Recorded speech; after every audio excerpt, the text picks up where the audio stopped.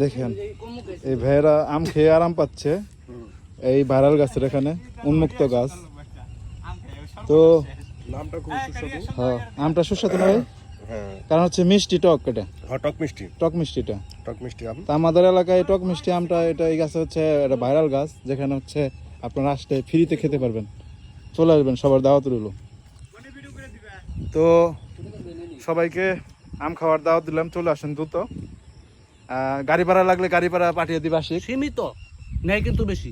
কেরা কইছে সীমিত? গাছ ভরে আম, প্রচুর আম আছে, প্রচুর আম আছে। প্রচুর আম আছে গাছ। উপরে প্রচুর আম আছে, নিচে নাই। এই গাছে প্রচন্ড আম আছে, কমে গেছে গা। কারণ হচ্ছে এই গাছে যে পরিমাণ আম ছিল দুধ জালটা নিয়ে নেবো। দুধ জাল দিয়ে এনে পাবি। বসে বাড়ি দাওয়াত দেয় না, কি করবো স্যারাই? ততদিনে তো আম পাকবো। বসে বাড়ি দাওয়াত দেয় না স্যারাই। তো গাছতলায় আম পাইছে, গাজীপুর ভাইরাল গাছ এনে দুধে নাই খাইবো। পেমা শিকার করতে অঞ্চল সবাই দুধ 1 লিটার করে নিয়ে বই, কয়েকদিন পরে পাইকে যাবো। পাইকা যাবো।